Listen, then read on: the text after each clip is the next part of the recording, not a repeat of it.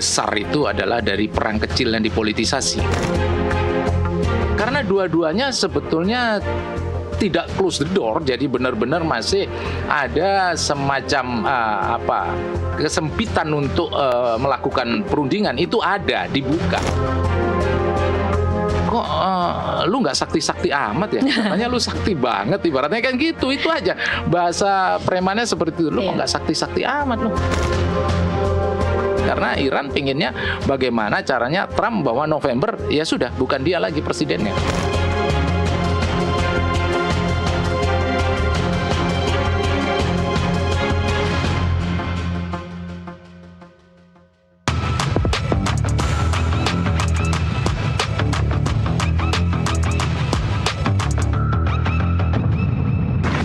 Gencatan senjata antara Amerika Serikat dan Iran diperpanjang. Utusan Amerika batal berangkat ke Islamabad. Perang belum berakhir, tetapi apakah krisis sudah mereda atau hanya ditunda? Kasih Paham edisi kali ini akan melihat lebih dalam bersama dengan Mayor Jenderal TNI Purnawirawan Profesor Budi Pramono, Din Atase Pertahanan RI di Iran 2009-2012. Selamat malam, Selamat malam, Mbak. Budi. Terima Selamat kasih malam. sudah Selamat hadir malam. di Kasih Paham kali Selamat ini. malam, Mbak.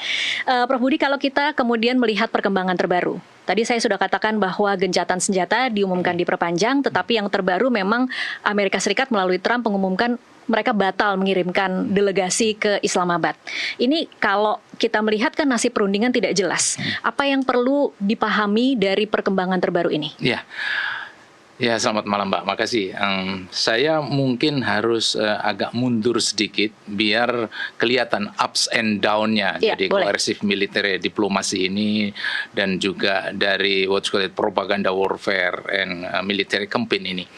Sebelumnya kan Trump menyatakan shoot and kill. Iya.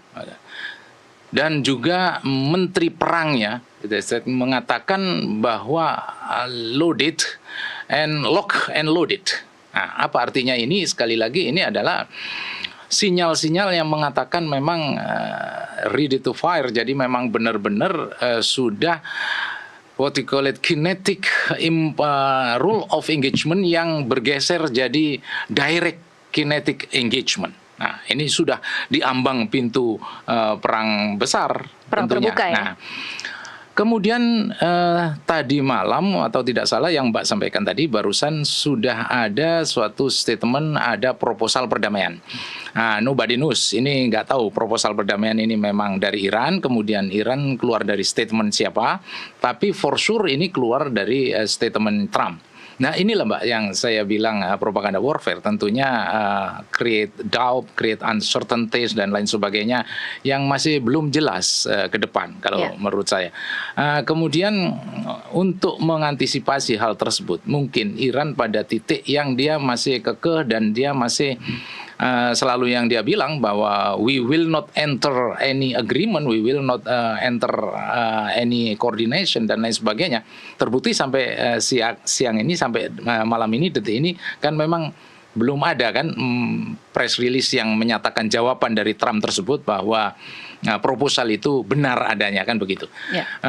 Kalau menurut saya Mbak, ini tergantung, kan selalu saya sampaikan bahwa perang besar itu adalah dari perang kecil yang dipolitisasi, ya, tembakan-tembakan yang terjadi terhadap perang-perang kecil, ya, selalu saya sampaikan bagaimana yang terjadi di Havana sehingga Spanyol sama Amerika itu berperang, kemudian di Teluk Tonkin bagaimana Vietnam dan Amerika itu berperang, ini dari penembakan kapal kecil yang dipolitisasi. Nah, itu kalau seandainya selanjutnya apa yang dibilang oleh Trump shoot and kill itu terjadi salah lirik, terjadi katakanlah miscalculation dan lain sebagainya, itu adalah sudah ada di pintu gerbang perang total menurut saya. Ya, meskipun perang total itu sendiri memang masih jauh api dari panggang. Kenapa demikian?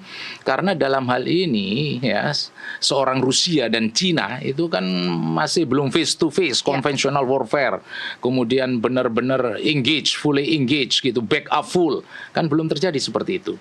Kemudian Iran itu sendiri kan belum ada serangan selanjutnya kepada negara-negara teluk. Nah, belum lagi proxy war-nya Iran yang memang apa yang dilakukan oleh Houthi, apa yang dilakukan oleh Hizbullah, Hamas dan lain sebagainya memang belum menunjukkan bahwa awal dari total warfare, perang terbuka. Dan ini menurut saya ya memang masih jauh api dari panggang, katakanlah meskipun di pintu gerbang. Kenapa? Memang airstrike-nya Amerika ini memang ya kita confident bahwa dia akan memenangkan airspace, airstrike-nya. Tapi dalam hal ini kan belum dilakukan secara membabi buta untuk menyapu bersih, meratakan Iran dari muka bumi ini. Apa yang menahan Amerika untuk tidak melakukan itu ya Pak? Karena very costly. Kalau misalnya itu yang dilakukan oleh Amerika, maka it means Amerika harus going to ground attack.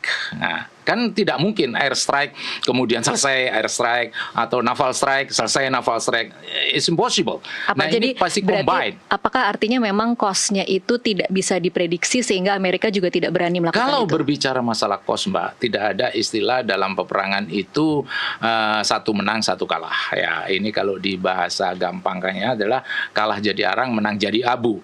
Dua-duanya. Tentunya dalam hal ini Iran sangat mengukur. Iran memang tidak akan memenangkan secara konvensional terhadap airstrike-nya Amerika atau terhadap naval strike-nya Amerika. Itu for sure. Iran tidak. Will not do it. Never ever do that. Tapi kalau Iran itu mau menaikkan cost-nya lawan dalam berperang, that's completely right. Itu yang benar. Dan itu memang yang dibuat oleh Iran dari sebelum-sebelumnya, makanya Iran siap untuk ground attack, katakanlah siap, dan dia tahu benar di mana kelemahan musuh, di mana kekurangan musuh. Faham benar itu Iran.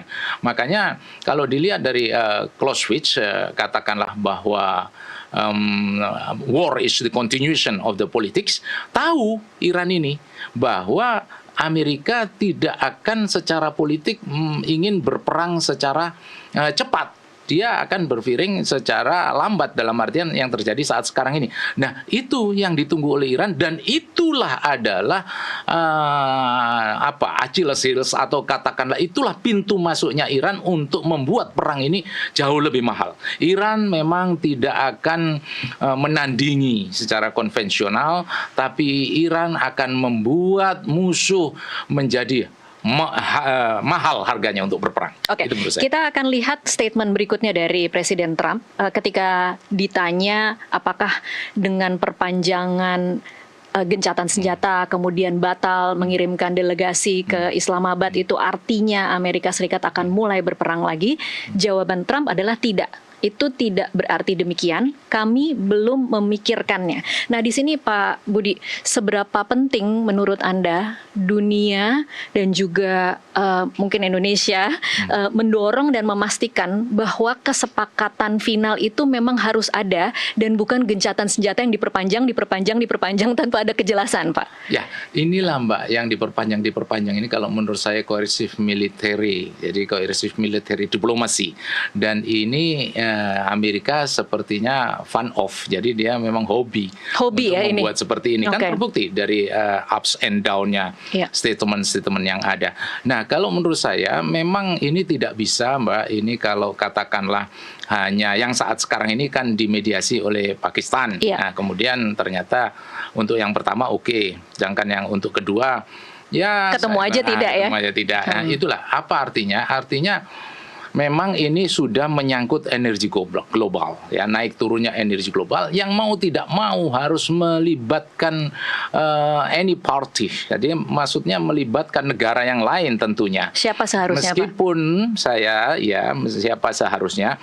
Ya, kita harus lesson learn dari JCPOA. JCPOA kan P5 plus one-nya Jerman sama Uni Eropa dan lain sebagainya. Saat itu kan sudah succeed antara Obama dengan Rouhani saat itu. Kenapa tidak belajar dari itu?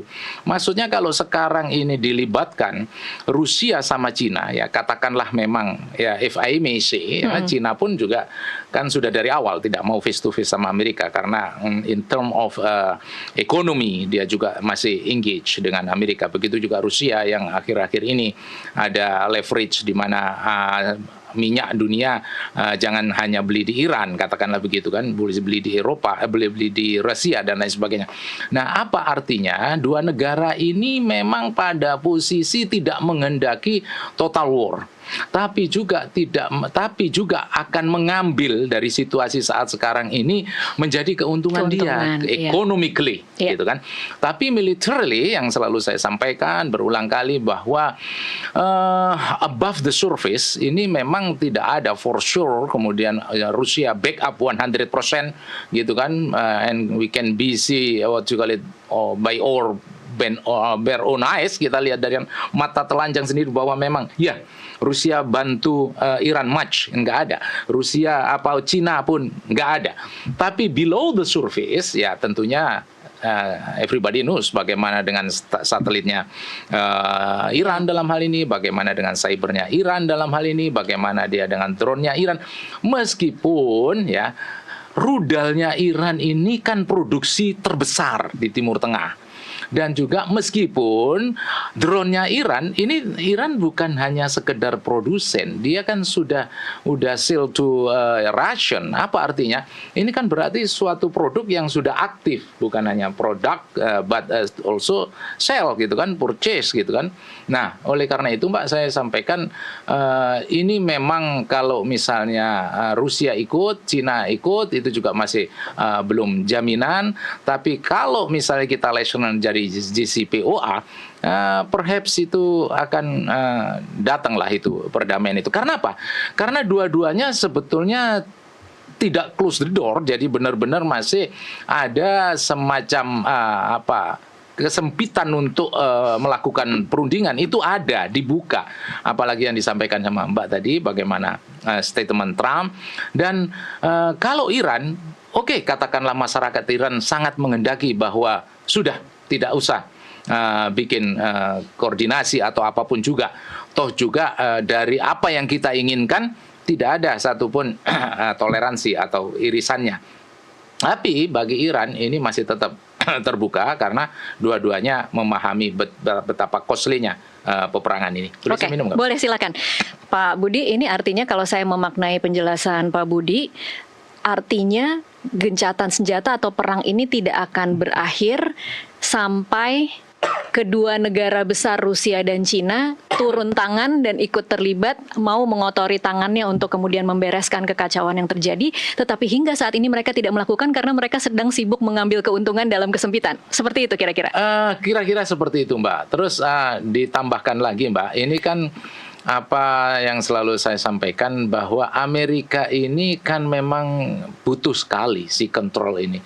Dia sedang memberikan what you call it, teori lempar pesannya dia. Ini loh yang kulakukan. Saya akan tetap si kontrol negara-negara teluk. Believe me, I will protect you. And you, Iran, kamu jangan pakai Hormuz untuk alat sandramu ya. Nah, ini kan pesan-pesannya Trump, bagaimana dia sampai melontarkan shoot and kill, bagaimana headset mengatakan bahwa lock and loaded. Nah, ada pesan itu, the message behind. Jadi jangan kau gunakan ini Hormuz sebagai sandra, kemudian pasar, dia sedang melempar kepada pasar bahwa dia masih mengkontrol pasar, dia masih menunjukkan bahwa dia orang yang jago eskalasi. Masalahnya pasar masih percaya tidak bahwa ini masih dalam kontrol. Ya, percaya atau tidaknya ya seperti percayanya Teluk sama negara-negara itu percaya from the beginning bagaimana kehebatan dia di rudal, bagaimana kehebatan dia di satelit, bagaimana kehebatan dia di cyber, fully trusted. Tapi kan Teluk now comes to doubt. Jadi udah mulai datang ke arah yang keraguan. Kenapa demikian? Gimana loh? Kok masalah Iran masih begitu-begitu aja sudah sekian hari? Ini kan decrease his values, America's values, decrease what you got his power. Iya, sudah mulai menurun ya. That's why ini negara-negara Timur Tengah ini, Middle East kan sudah mulai hedging. Iya. Sudah mulai lirik sana, lirik sini. Maksudnya nggak really 100% depend on Amerika. Apakah Amerika tidak melihat ini? Sangat melihat. Makanya Amerika memberikan pesan-pesan seperti itu, tidak ada reaksi kalau nggak ada aksi. Karena aksinya daripada Arab ini, Arab sudah mulai, Iran, ya katakanlah kita kan sesama Islam, negara-negara lain ataukah Cina, mana itu produk-produkmu yang sudah luar biasa modern dan sudah kemana-mana, BRI-mu, kemudian economic power-mu dan lain sebagainya, sudah mulai melihat-lihat seperti itu, dan hedging seperti ini read by Amerika, dibaca oleh Amerika. Makanya kalau Amerika seperti ini, I'm not so sure bahwa ini hanya Mbak ya, guyonan dia, kidding. This is not kidding, Mbak. Kenapa? Karena dia sudah pada fase direct kinetic engagement. Jadi benar-benar dia melakukan kekerasan ini yang terkeras adanya, gitu. Oke, baik. Ada juga statement dari Trump mengatakan bahwa ada perselisihan internal dan kebingungan luar biasa di dalam kepemimpinan mereka. Maksudnya Iran nih, Pak. Tidak ada yang tahu siapa yang bertanggung jawab, termasuk mereka sendiri. Benarkah menurut Anda atau menurut bacaan Anda bahwa Iran itu sedang tidak solid secara internal? Mbak, kalau bicara solid tidak solid, nah, yang pertama saya harus jawab that usual event lah in every countries in this planet. Ketika ada sesuatu yang satu sisi membela rakyat, satu sisi membela welfare, yang satu sisi harus berperang, satu sisi dia punya paham bahwa katakanlah itu bersiap-siaplah, perdamaian itu adalah persiapan untuk menuju perang. Ini biasa kontras di situ, dan di Iran ini kan memang perlu kita ketahui itu semua terjadi pada saat saya atas pertahanan di sana.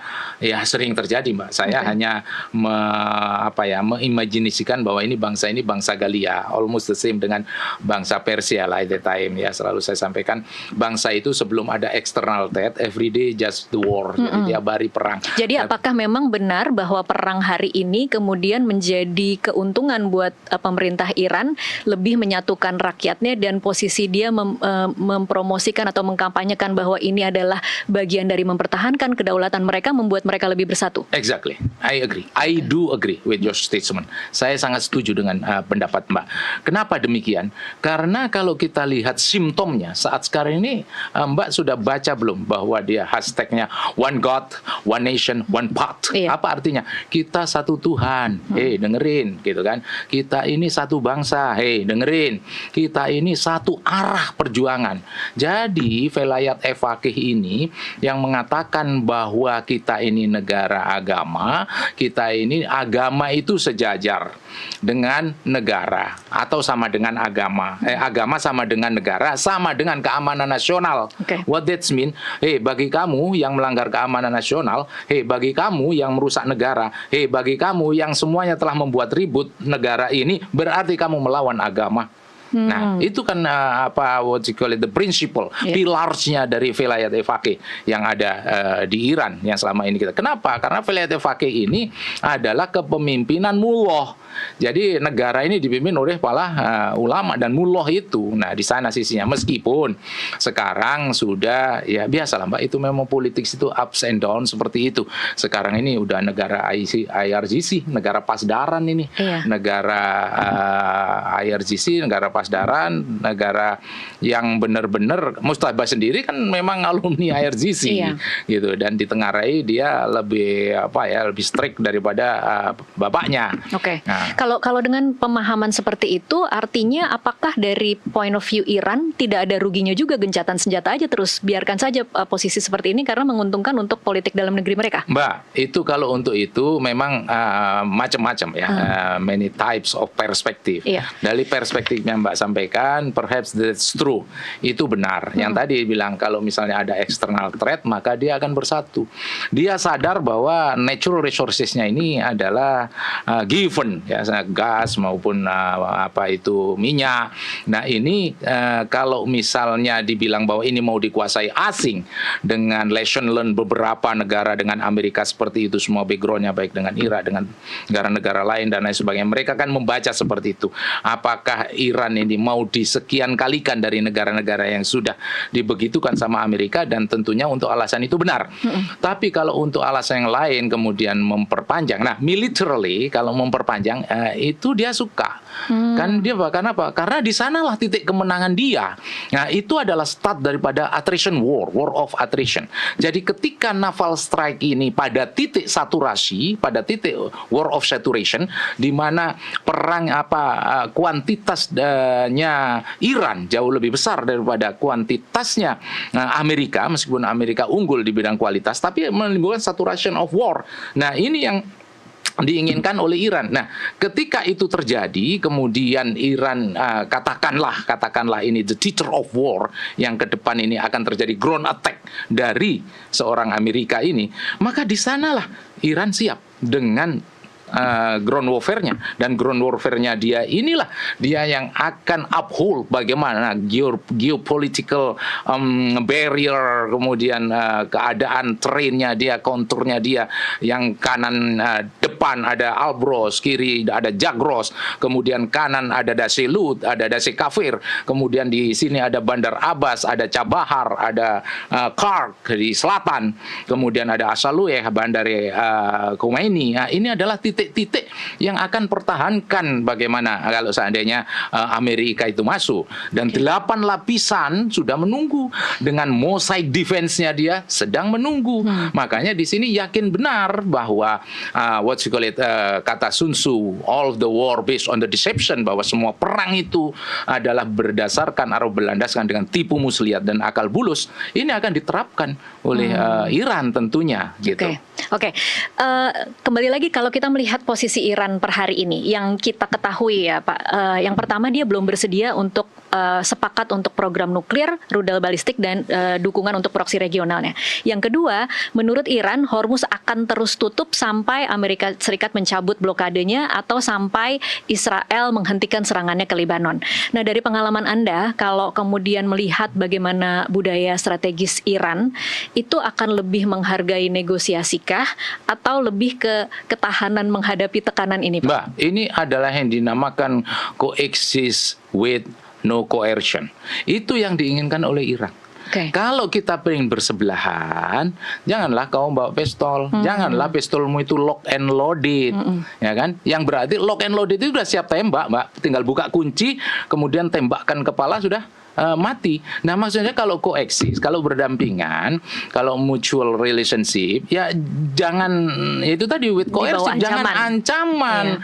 Kalau dengan ancaman, ya dia selalu berpikir rasionya nggak mau seperti itu. Kenapa? Kembali lagi bagaimana dignity-nya sebuah negara Iran yang dia sudah jauh ada sebelum Amerika ada, meskipun seiring dengan perjalanannya waktu kemudian dia lebih modern, dengan modernisasi dia, ya itu situasi alam yang terjadi saat sekarang.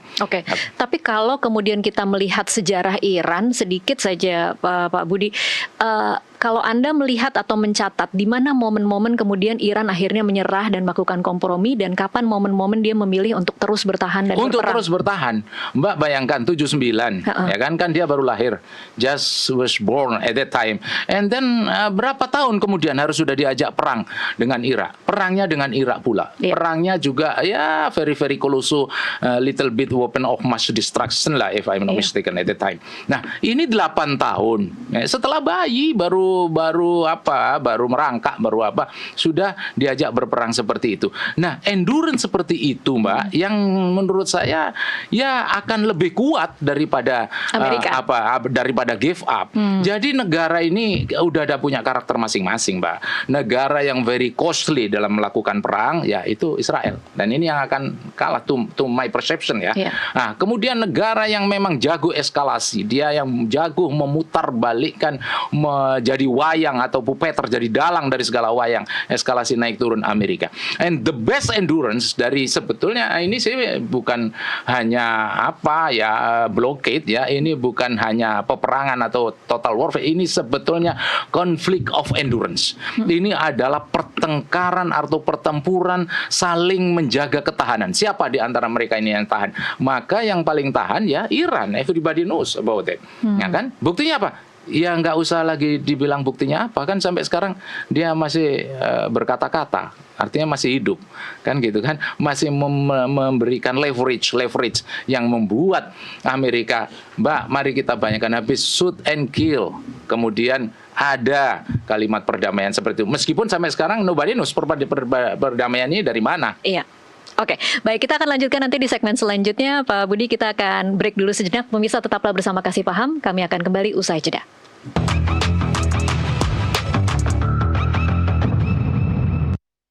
Menghadirkan segmen spesial di Nusantara TV.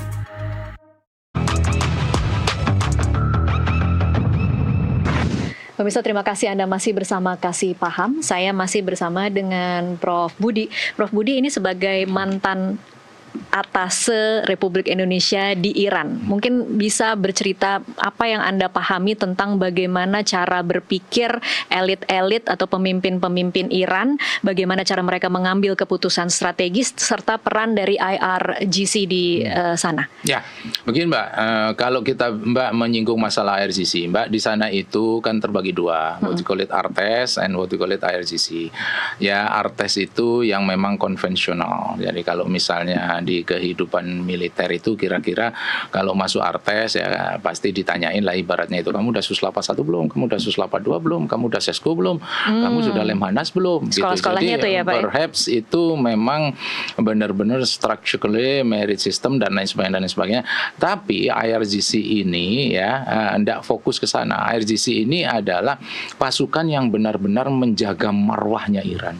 Marwahnya Iran itu apa ya? Revolusi Islam Iran. Nah, IRGC ini langsung di bawah Rahbar gitu, dan IRGC ini multifunction, baik pengendalian ekonomi, baik menjaga ideologi, bahkan mungkin ditengarai yang ibaratnya push the button. Jadi untuk benar-benar mencet tombol untuk menentukan shoot or kill dan lain sebagainya adalah IRGC. Okay. Nah, kemudian di sana kan urutannya harus supreme leader, Rahbar. Nah, setelah Rahbar berarti baru presiden. Nah, baru setelah presiden di bawahnya itu baru parlemen dan seterusnya ke bawah. Apa artinya? Memang dia baik politically secara governmental gitu, dia memang berlapis-lapis.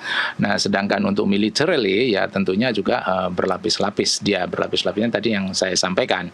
Makanya kalau misalnya perang dan benar-benar dia harus menyambut ground attack-nya musuh, nah dia juga selalu sudah siapkan 8 lapis pertahanan yang mereka yakin bahwa dengan pertimbangan dan pengalaman perang dia, ya ini yang bisa mempertahankan Iran. Nah tadi Mbak menanyakan bahwa apakah dia mempunyai filosofi lanjut apa tidak lanjut. Nah bagi dia ya spiritual itu adalah segala-galanya Mbak. Bagaimana saat terakhir ini dia sudah sampaikan hashtag One God, One Nation, and One Path. Ini kan bukan ucapan biasa. Karena bagi mereka apabila kamu di negara ini melanggar negara, katakanlah konflik, ya kamu melanggar agama. Nah, seperti itu Mbak doktrinnya. Jadi kalau menurut saya dia akan tetap bertahan dengan dignity-nya dia akan bertahan tetap dan merasa hidup. Kan sudah 40 tahun dia di embargo. Tapi still life right now dengan mandiri kemiliterannya, dan ini sulit. Kenapa? Dia diembargo dari berbagai segi. Sedangkan saat perang Irak-Iran yang 8 tahun itu kan 40 negara memihak Irak semua. Ya, termasuk konco-konconya saat sekarang ini at that time memihak Irak. Jadi dia itu sudah alone and lonely at that time ya. Kenapa? Ya karena itulah makanya dia mandiri, karena bagi dia there is no permanent friend and foe, but there is permanent of interest. Nggak ada teman musuh yang abadi, yang adanya kepentingan abadi. Itu Mbak yang membentengi dia untuk sampai sekarang dia mau tidak mau harus berjuang sendiri, dan bagi dia ini dia pertahankan karena ini sekali fail. Ya, yang selama ini dia perjuangkan, ya itu yang ada di otaknya IRGC. Jadi memang mempertahankan ideologi ini ya tidak semudah tentara-tentara yang lain, karena dia multifunction, ekonomi dia pegang, kemudian ideologi harus diprotek. Jadi istilahnya ups and down-nya Iran ini bisa dikatakan IRGC lah yang punya gawe. Makanya sampai sekarang itu sampai ada gium, wah ini negara udah negara IRGC, ini negara pasdaran nih, karena Mutsaba sendiri adalah alumni IRGC Pasdaran. Oke, kalau kita mengamati statement-statement dari pejabat-pejabat Iran, bagaimana Anda memaknai atau memahami seperti apa sebenarnya persepsi perang ini dari sudut pandang Iran, kemudian melihatnya dari mencoba memahami apa yang menjadi keputusan Trump, kemudian bagaimana hubungan Trump dengan publik Amerika Serikat, bagaimana hubungan Trump dengan Kongres, seperti apa sebenarnya cara Iran melihat itu? Oke, Mbak. Mbak berarti mau sedalam-dalamnya nih. Nah, kalau dalam sedalam-dalamnya berarti kita lari ke arah spiritual yang membackup dia sebetulnya apa. Iya. Ya, kalau misalnya saya salah, please correct me if I'm wrong. Buka Al-Anfal 60. Audilahum mastata'tum min quwwah. Di sana dikatakan memang dia tidak akan berangkat dari what you call it preemptive strike. Jadi dia hanya defensif dan defensif aktif. What that mean? Saya tidak akan menyerang kamu duluan. Tapi kalau kamu menyerang saya, Al-Anfal 60 itu, saya akan persiapkan serangan balik semaksimal mungkin, berlipat-lipat, yang dimana kamu mungkin tidak pernah berpikir bahwa saya ternyata bisa menyerang berlipat-lipat seperti itu. Nah, kemudian apakah Iran tidak membaca apa yang disampaikan oleh Clausewitz dalam hal ini Amerika, bahwa war is the continuation of politics, itu yang dilakukan oleh Amerika dan dibaca oleh Iran, bahwa apa sebetulnya seorang Trump ini kan juga dia paniknya in term of domestically push ya, domestic pressure, di mana rakyat di sana itu ya certain people ya, meskipun saya tidak tahu kebenaran post-truth atau hoaxnya, yang mengatakan ini bukan perang kita, di depan mata kita, in front of our bare eyes, tidak ada ini perang seperti ini, bukan musuh kita kok, dia musuhnya bapak itu. Nah, seperti itu.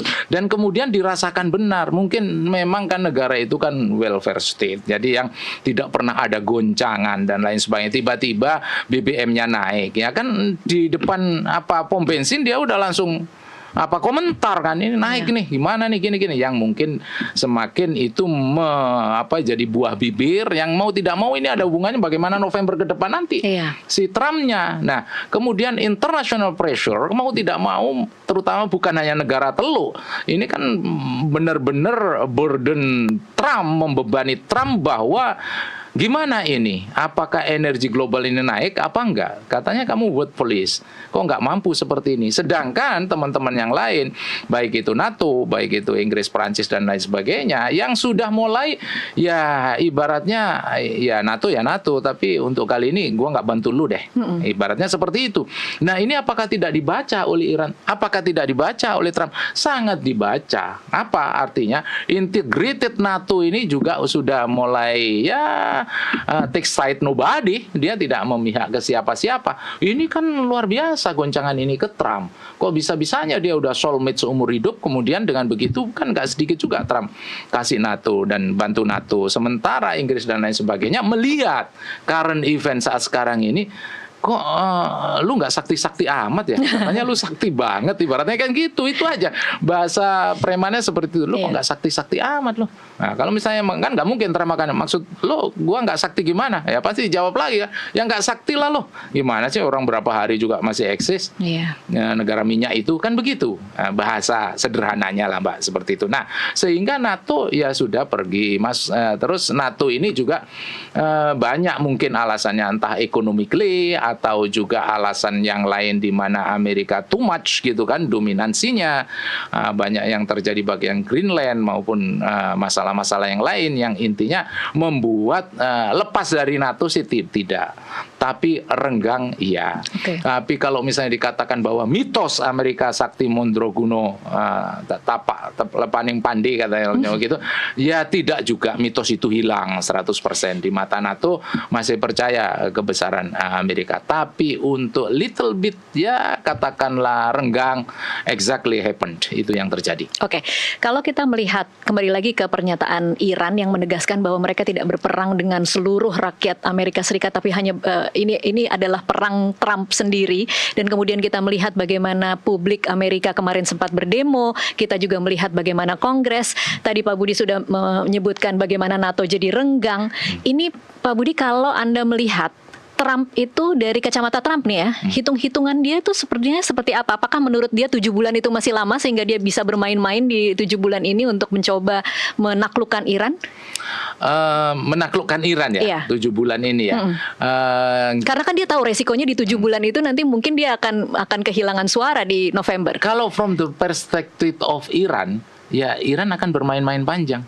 Karena dengan bermain-main panjang, namanya si Trump digris. Iya. Mau kan gitu logikanya. Itu dari perspektif Iran. Kalau dari perspektif Trump, ya Trump pengen secepatnya lah Mbak. Iya. Trump pengen secepatnya membuktikan ke negara teluk yang tadi teori lempar pesan yang saya sampaikan. Iya. Dia akan kendalikan pasar, jangan main-main dengan Hormuz sebagai alat sandramu. Kemudian proksi juga jangan bergerak lagi. Kemudian katakanlah Trump menginginkan agar dia sendiri juga domestically, Iya. dia juga menang. Ya Trump pengennya secepatnya itu dia buktikan. Iya, tapi ini agar sudah dia 8 fokus. pekan. Ini sudah 8 agar pekan dia tapi, Pak. fokus ke November. Iya. Itu maunya Trump. Nah, ini tidak terjadi dan irisannya tidak ada, interseksinya tidak ada. Yang satu full of dignity, yang satu juga full of MAGA, full of American First. Jadi nggak ketemu. Karena apa? Karena titik-titik untuk yang didiskusikan ini semuanya adalah titik-titik yang actually unbargainable lah. Iya. Meskipun ya diambil jalan tengahnya 5 vs 20, diambil jalan tengahnya menjadi 8 sampai 12 at that time ya, saya mikirnya ini 8-12 tapi sampai sekarang malah kesana kemari. Jadi apa artinya? Tidak memfokus ke arah titik tengah mana yang mau diambil. Oke, kalau dua-duanya kita katakan tidak akan bergeser dengan tuntutan mereka masing-masing yang memang secara kasat mata kalau kita baca itu saling berseberangan, Pak Budi. Harus seperti apa perundingan ini dilaksanakan agar dua-duanya sama-sama tidak kehilangan muka? Ya, agar exit ramp-nya Trump benar-benar fully and very outstanding exit ramp, mundur setelah pelan-pelan, tidak menunjukkan dia kalah, dia tetap uphold his dignity, MAGA dan American First, kemudian domestically dia akan memenangkan November nanti. Nah, itu adalah cara Trump. Jadi gencatan senjata seperti yang sini yang diinginkan Trump ya secepatnya kalau menurut saya. Tapi kalau yang diinginkan Iran tadi yang saya bilang pertama diulur-ulur agar dia itu pengen banget agar Trump ini sudah tidak jadi presiden lagi. Bagaimana cara Iran mengulur-ngulur? Mengulur-ngulur Iran ya dengan dia katakanlah sekarang kan selalu ada counter information, counter propaganda warfare. Dia diblok ya kan. Dia sampaikan ya kalau misalnya perundingan jangan pakai blok. Coexist with no coercive dong. Nah, ini kan ulur-ulur. Ya. Kemudian karena merasa Iran tidak nurut-nurut, berubah-ubahlah keputusan Trump. Ya ini memang yang akan dipelihara oleh Iran karena Iran pengennya bagaimana caranya Trump bahwa November ya sudah bukan dia lagi presidennya. Kan kira-kira seperti itu. Nah, Mbak kalau misalnya Mbak selalu menanya bagaimana lesson learn Mbak, di dalam kehidupan kita ini kan hanya berputar. Saat yang terjadi dulu-dulu, sekarang terjadi lagi berputar. Nah, dulu kan udah CCPOA sudah terjadi dan berhasil. Dan seorang Obama, dia bisa membaca bagaimana itu Iran, ya ini kan the art of leadership Mbak, the art of leader ya.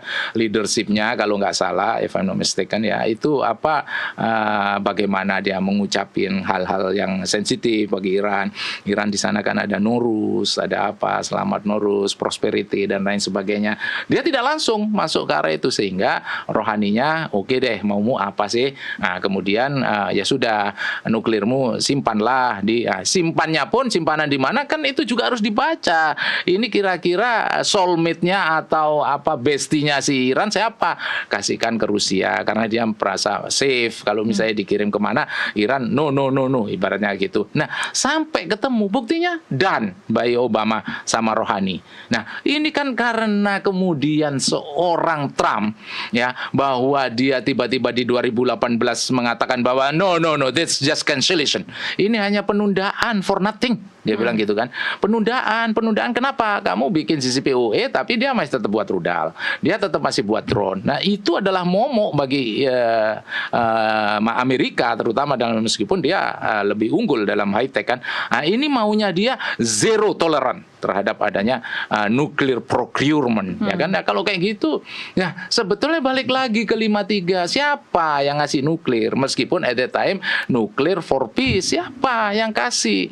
Kemudian seiring seiring dengan berjalannya waktu kemudian terjadi perang, kemudian dia ditinggalkan oleh teman-temannya, kemudian dengan kisah bagaimana NPT ada yang mau tanda tangan, ada yang nggak mau tanda tangan, berjalan lagi, kemudian kenapa orang yang nggak tidak tangan NPT kemudian dia tidak diusilin, sedangkan dia tanda tangan dengan baik menjadi good boy, tapi tetap diusilin. Banyak Mbak, ini apa psychological element yang membuat dia sehingga seperti ini sekarang ini banyak. Nah, itu kan 2018 itu kuncinya, bahwa di sanalah statnya Amerika, dia bagaimana memberi nuklir, kemudian dia pinginnya tidak ada mau lagi. Kan memang begitu. Bagaimana coba di Afgan, bagaimana dengan di Taliban. That's why Mbak, there is no permanent friend and foe, but there is a permanent of private interest or vested interest.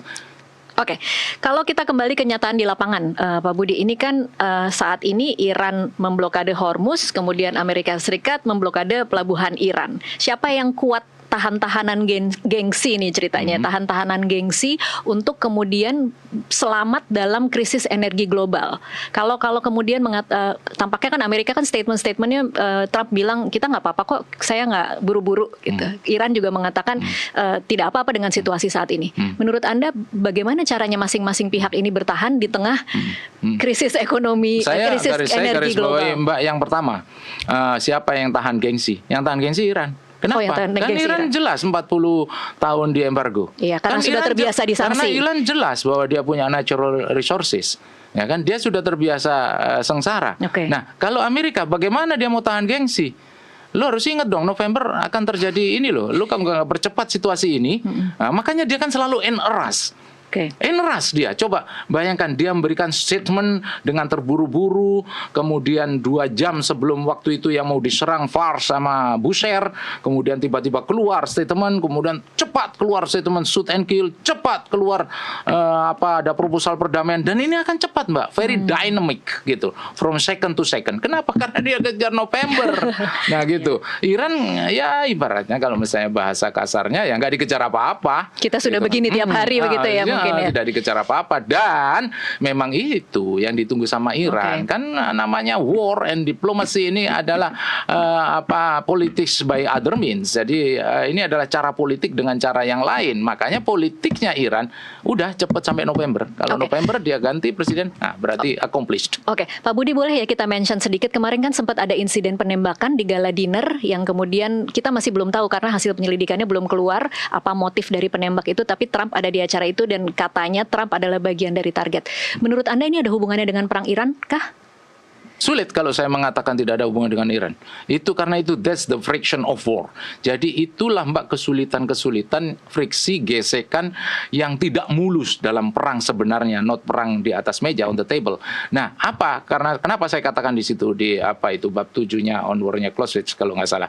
Nah, kenapa? Karena ini semua kan perang propaganda yang dalam artian bisa saja si penembak itu dicipta. Katakanlah ya, ini saya tidak mengatakan ini benar. Ini hanya asumsi liar gitu kan. Bisa aja ini orang memang dicipta untuk Trump, untuk victimize, playing victim dan lain sebagainya, ya kan. Kalau misalnya menembak, ya kan, kenapa dia yang menembak itu tidak dibunuh aja di situ? Kenapa dia masih hidup? Ya kan kita tidak tahu bargaining ini. Bisa saja kalau ini misalnya disuruh oleh lawannya Trump yang ada di dalam negeri. Ya kan? Karena kalau misalnya ini dilakukan, ya, kenapa nggak sekalian aja kayak 9 November 9/11 yang luar biasa teroris itu melakukan seperti itu. Jadi ini banyak perspektif Mbak. Bisa saja analisa liarnya memang dicipta oleh Trump, ya, pada titik mana ini selesai, tangkap dia, kemudian adili dia jangan sampai mati, bisa saja. Atau bisa saja orang-orang yang komplain yang tadi saya bilang bahwa dia musuh kita ini bukan Iran, ini perang bukan Amerika sama Iran, tapi ini bapak itu sama Iran. Sehingga yang Mbak sampaikan bahwa salah satu sasarannya adalah dia. Atau bisa saja Mbak mengatakan bahwa musuh-musuhnya Iran in term of represent dari permasalahan Hormuz mengirimkan sana. Duh, kamu aja ya sudah bisa penetrate. Jadi nggak penetrable banget itu lingkaranmu itu. Nah, jadi apa artinya? Sudah, kamu jangan main-main lagi dengan statement-statementmu. Pak, apakah artinya per hari ini sebenarnya baik Trump, kemudian mungkin pemerintahannya, atau mungkin seluruh rakyat Amerika Serikat itu sebenarnya sangat rawan terhadap serangan balasan sebagai imbas dari perang Iran ini? Dalam arti balasan serangan ke dalam negeri, ke domestik. Ke dalam negeri, iya. Benar-benar. Ya, kalau itu Mbak, menurut saya mau tidak mau kita harus perhitungkan lagi ke masalah kecepatan atau katakanlah jarak dari rudal-rudal yang dibuat Iran. Tentunya yang hal seperti ini kan tadi saya bilang all war based on a deception. Kita tidak tahu bagaimana tipu dayanya seorang Iran ya, apakah yang selama ini dibanggakan dengan Koramsarnya dia, dibanggakan Casey Bennett-nya dia, dibanggakan dengan kadernya dia, banggakan dengan Fatahnya dia, apakah itu sudah benar-benar ICBM, Intercontinental Ballistic Missile, apa tidak? Nah, tentunya Amerika dengan melihat sampai sekarang Iran belum lunak, ya wajar Mbak kalau misalnya was-was kemudian barang-barang itu sampai di sana, atau katakanlah yang tadi Lonely Wolf tadi, jadi dia kirimkan, buktinya sudah ada penembakan. Iya. Ya, penembakan yang saya sampaikan bahwa itu adalah analisa-analisa liar, bisa dari siapa saja dia itu menembak. Yang jelas sudah bisa dibuat main-main lapisannya si Trump, gitu. Lapisannya Trump bisa dibuat main-main dan sudah bisa ditembus ya, sudah Pak, ditembus. That's why main-main dalam artian penetrable tadi. Iya. Nah, bukan pada posisi bulletproof ya, Pak ya, bukan tidak pada posisi seperti yang terjadi di Khomeini. Oh, oke. Nah, bukan pada Khomeini, ini kan a part of the vegetation, pemotongan leher, istilahnya itu kan, pemotongan leher dari suatu taktik dalam bertempur. Nah kan ini kan sudah pada di depan orangnya. Kalau misalnya Khamenei kan karena runtuhnya gedung atau memang peledakan dari itu, tapi untuk directly kill kan tidak seperti itu yang terjadi Khomeini. Apa artinya?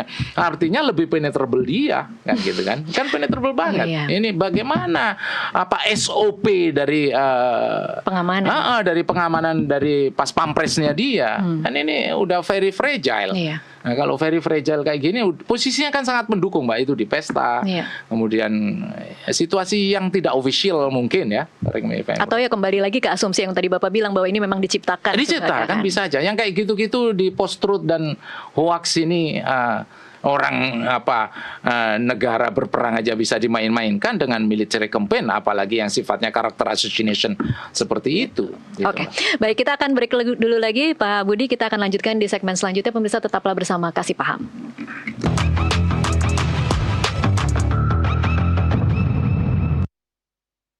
Mengupas fakta di balik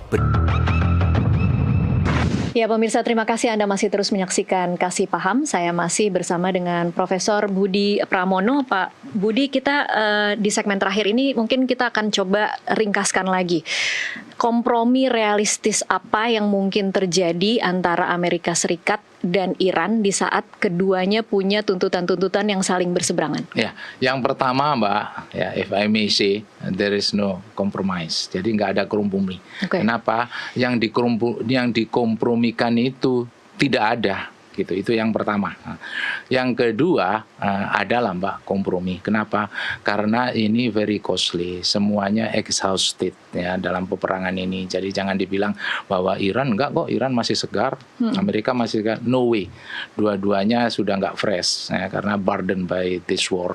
Nah, terus apa sebetulnya kalau misalnya kompromis yang paling realistis? Ya dua-duanya harus menurunkan tensi.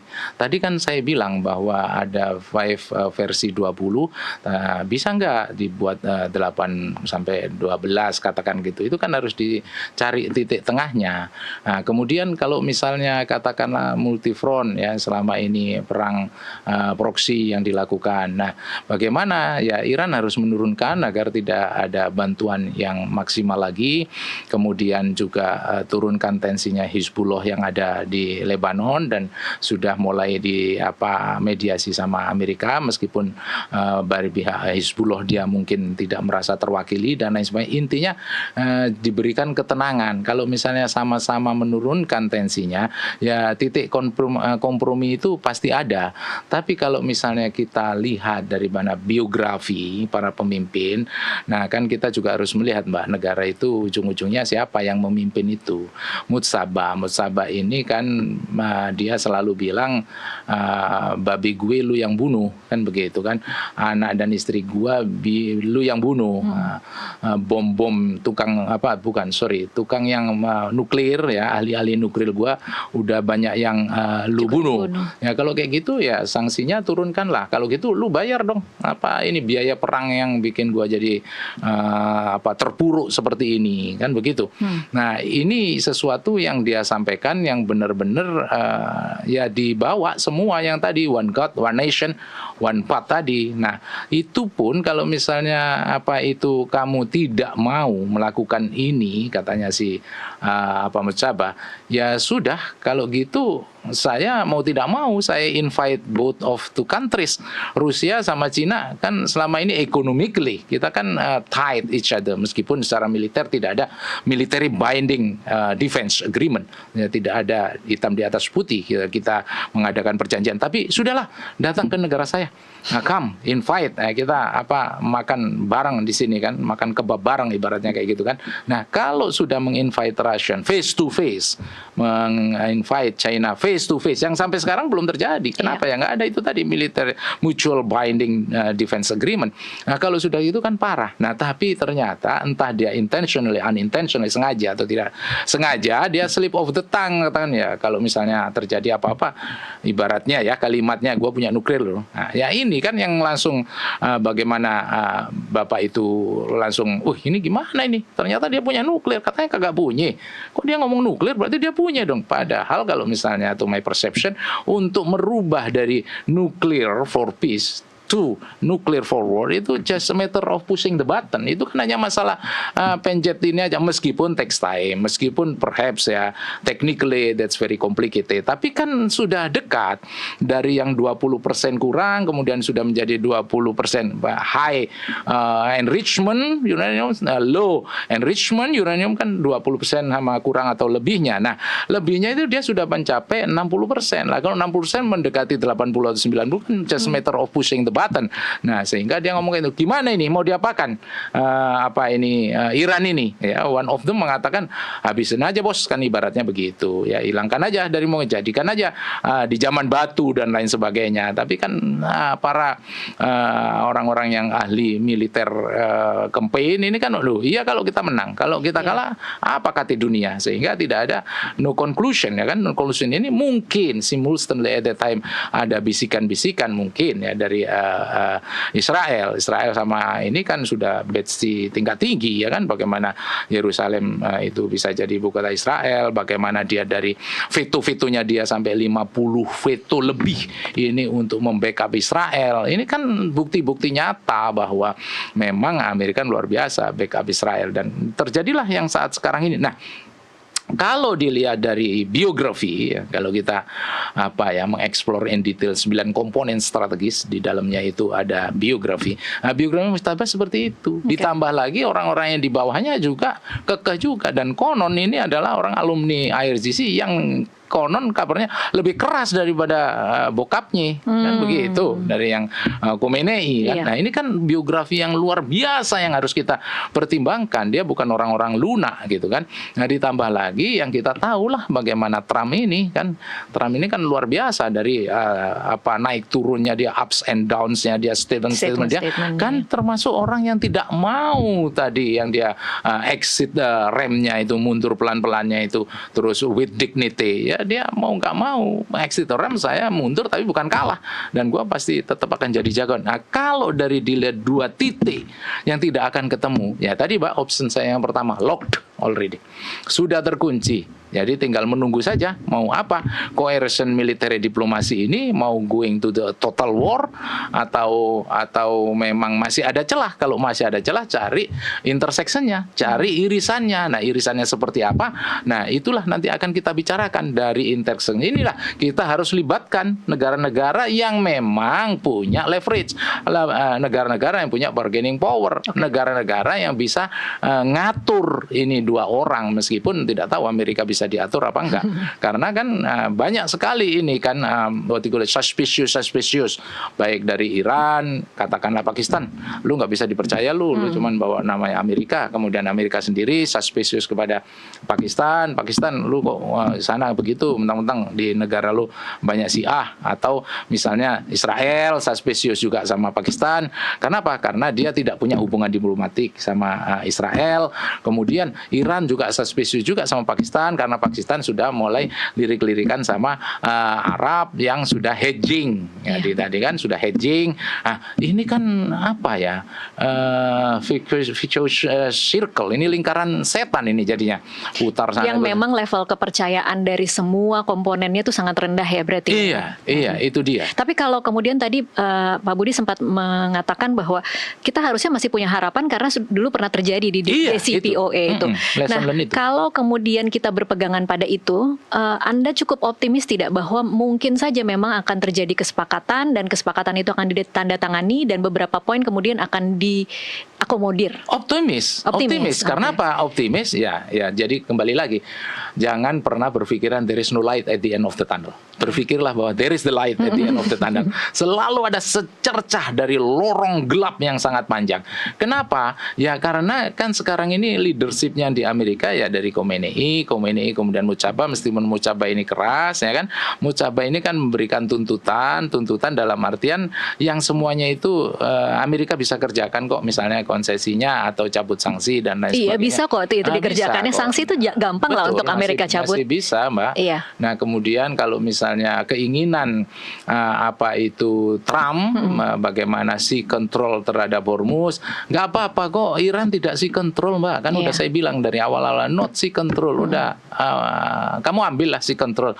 Saya hanya sea denial. Jadi istilahnya saya tidak menguasai full. Sebelumnya nggak terjadi apa-apa kok. Di Hormuz ini kan terjadi karena apa? Karena leverage yang lain mengalami jalan buntu. Nah, akhirnya Iran kan banyak kartu truf, kartu yang dia bisa mainkan. Ya sudah, mainkan Hormuz. Kenapa Hormuz jadi biggest leverage? Ya karena dia ups and down, buka tutupnya ini ekonomi global. Betul. Yang akan naik turun ini gua pakai. Kan begitu Iran kira-kira bahasa jalanannya lah, Mbak, seperti itu. Oke, baik. Ini terakhir Pak Budi, kalau dari kacamata Indonesia mempelajari apa yang terjadi antara Iran dan Amerika Serikat, baik secara ekonomi maupun secara diplomasi atau secara pertahanan, apa yang bisa kita pelajari dari situasi hari ini? Jadi kalau Mbak bicara seperti itu, maksud Mbak berarti fokus di military life ya. Kalau fokus di military life ini kan kita harus pelajari bagaimana lesson learn-nya. Iran ini kan dengan modal yang serendah-rendahnya ya ingin mendapatkan keuntungan dan membuat perang itu mahal ya. Saya garis bawahi dari awal bahwa we are as the most archipelagic country in this planet, consisted more than 17,000 island inhabitant, ya, thousands of tribes and hundreds of languages, ya, sudah 100 bahasa lebih, kemudian ribuan itu suku, 17.000 pulau yang dihuni maupun tidak dihuni, itu Indonesia. Jadi jangan pernah Mbak berpikiran bahwa harus disama-samakan. Jadi pasti different concept, different country has different concept. Tapi kalau misalnya kita belajar dari Hormuz, ada hal-hal yang mulai sekarang harus sudah kita jaga, meskipun dari awal juga kita jaga. Bagaimana itu nilai daripada Selat Malaka dalam hal ini yang tidak kalah pentingnya dengan Selat Hormuz. Nah, ini mau tidak mau kita harus benar-benar aware dalam artian ya jangan sampai terjadi friksi dengan Selat Malaka, dengan Selat Sunda, dengan Selat Lombok, kemudian Alki 1, Alki 2, Alki 3 yang ya ke depan depan, if I may say, ya ke depan ini yang perlu diantisipasi adalah asymmetric maritime, ya, asymmetric maritime war. Jadi yang asymmetric maritime konflik lah yang ada di Indonesia, karena kita kan the most archipelagic country di planet. Nah, sehingga ya meskipun sekarang ini sudah ada, ya kita perlu kiranya improve bagaimana mendevelop drone kita, mendevelop rudal-rudal pesisir kita, mendevelop bagaimana kemampuan kita untuk mendeteksi dari bawah laut, kemampuan kita untuk membuat cyber electronic warfare. Ini ada banyak PR-nya berarti, Pak. Kemampuan untuk mempertahankan pangkalan-pangkalan itu, kemudian kemampuan kita bagaimana distribute logistik. Karena beda, Mbak, ini kan Hormuz cuma satu titik aja. Sebegitu, ya kan, bagaimana dengan kita titik yang tadi saya bilang 17,000 island inhabitant, tapi lebih dari itu, Mbak, memang kita ke depan harus banyak benar-benar integrated coordination baik antara institusi, lembaga, yang agar kita benar-benar sadar, aware from the beginning bahwa negara ini harus kita jaga bersama. Segala sesuatu yang terjadi di global yang tadinya sudah dari awal-awal banyak yang menyampaikan bahwa dunia tidak dalam keadaan baik-baik saja, dan sekarang dream comes true gitu kan. Nah, mudah-mudahan ini juga tidak comes true-nya ke kita. Kenapa? Karena kita juga natural resources kita kan tidak sedikit. Kalau Iran selalu membanggakan natural resources kita, nah kita juga punya itu. Sedangkan SDM kita yang sampai sekarang ini insya Allah kan NKRI masih tegak dan kokoh, dalam artian ya kita jangan ada di comfort zone. Jadi kita harus benar-benar malasnya civis pasum parabellum, kan itu kan yang tadi lupa saya sampaikan, bahwa saat damai itu sebetulnya adalah persiapan untuk perang. Betul. Kalau misalnya itu kita selalu pegang, bahwa Hasannya juga memang Thucydides itu mengatakan bahwa the strong will do anything they want, and then the weakest will be suffer from their want. Jadi yang kuat itu berbuat apa aja sesuka dia, seenak-enak dia, tapi yang lemah ini dia juga akan menderita dari keinginan-keinginan dia yang tidak tercapai. Nah, itu udah long time ago lah Thucydides seperti itu. Jadi hendaknya memang ya kita harus ingat-ingat, Mbak, bagaimana predecessor yang jago-jago bertempur itu berperang, untuk kita jadikan pedoman, untuk jadikan lesson learned. Kemudian harus dikaitkan dengan geopolitical leverage kita, karena different country itu has different treatment. Jadi lain negara juga lain, Mbak, penanganannya. Tidak bisa kita hantam kromo bahwa berarti kita harus begini. Kenapa sih kita nggak begini? Kenapa tidak? Iya, tidak begitu. Itu tidak piawai kalau leader atau di dalam leadership itu seperti itu. Oke, baik. Terima kasih Pak Budi untuk waktunya bersama kami di Kasih Paham. Dan pemirsa, perang modern saat ini bukan lagi soal siapa yang terkuat, tetapi siapa yang kemudian paling lama bertahan. Apakah Amerika Serikat atau Iran yang lebih siap untuk bertahan? Saya undur diri. Terima kasih atas perhatian Anda. Sampai jumpa di Kasih Paham berikutnya.